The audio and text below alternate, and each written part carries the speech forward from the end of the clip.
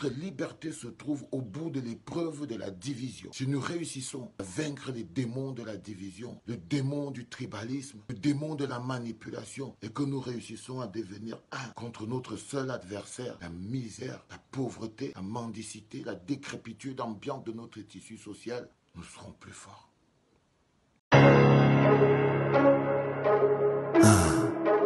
Who I am. I don't really know. Un jour, vous comprendriez pourquoi je parlais tous les jours du mot peuple à contrario aux populations. Parce que nous ne pouvons pas obtenir ce qu'un peuple obtient en étant des populations. Quand je parle du peuple, je parle des gens qui sont capables de se lever pour le bien commun. Par exemple, je parle de la base. Par exemple, je parle des Amazones. Par exemple, je parle de tous ces Camerounais capables de se lever.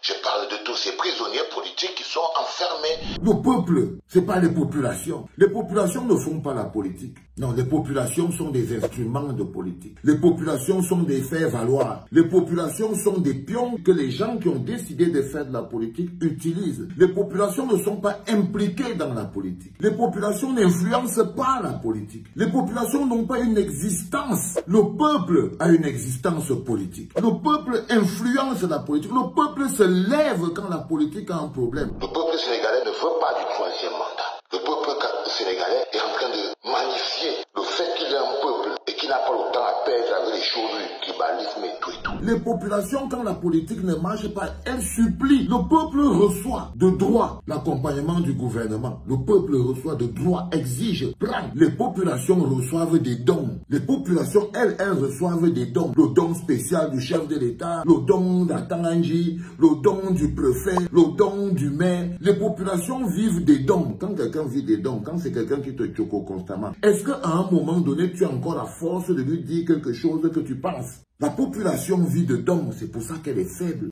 c'est pour ça qu'elle est mendiante, c'est pour ça qu'elle est corrompue. Et quand on veut diriger un endroit pendant longtemps, on n'appelle pas le peuple, on les appelle les populations. Et les populations font des partis politiques comme ce que vous voyez là. C'est des partis politiques des villages. Le peuple, c'est un amas, c'est une idée, c'est une vision de vivre ensemble.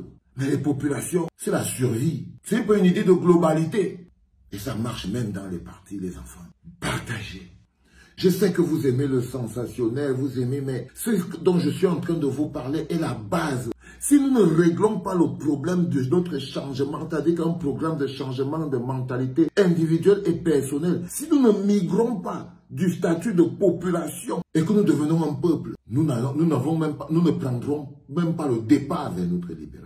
Notre liberté se trouve au bout de l'épreuve de la division. Si nous réussissons à vaincre les démons de la division, le démon du tribalisme, le démon de la manipulation, et que nous réussissons à devenir un contre notre seul adversaire, la misère, la pauvreté, la mendicité, la décrépitude ambiante de notre tissu social, nous serons plus forts. C'est pour ça que ça coince. Parce que c'est en chacun d'entre nous que réside. Quand chacun d'entre nous va prendre une partie de son pouvoir et mettre ça dans l'avancement commun. Une fois que les populations, la foule, devient un peuple, les dirigeants deviennent des serviteurs. Face aux populations, les dirigeants sont les sauveurs, les élites.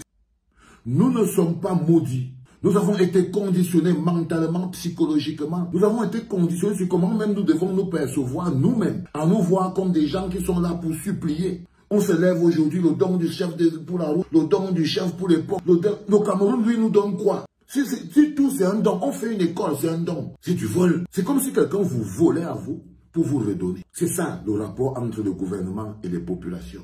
Vous avez écouté une fois, Jean-Claude Momo disait que quand vous êtes là, vous partez toujours avec l'opposition. Il n'y a pas l'école à Fongo Tongo. Est-ce que si vous n'applaudissez pas le président, vous ne lui faites pas des applaudissements, vous n'êtes pas content? Est-ce qu'il va venir vous donner encore quelque chose à Fongo Tongo? Il est allé même plus loin. Il avait dit que le gouvernement, c'est comme dans un mariage polygamique. Et nous, le peuple, les partis d'opposition, tout ça, on est les différentes femmes du gouvernement. On doit être gentil avec Pomba pour que Pomba soit gentil avec les peuples. Voilà la perception, par exemple, d'un mec qui est vice-ministre de la Justice au Cameroun. Parce qu'ils ne sont pas un peuple. Parce qu'il lui aurait répondu que mais, nous avons droit. Il aurait même arrêté. Que mais qu'est-ce que celui-ci vient raconter là? Mais qu'est-ce qu'ils ont fait? Ils ont applaudi. Les enfants, je vous le dis toujours, nous ne sommes ni maudits ni malades. Mais chacun d'entre nous est la clé et un bout de clé. Si on ne les met pas tous ensemble, Si on continue de courir après des mécanismes disparates, on risque de ne pas jouer notre rôle, devenir ce que nous devons être. Le peuple camerounais, pas les populations camerounaises, mais le peuple.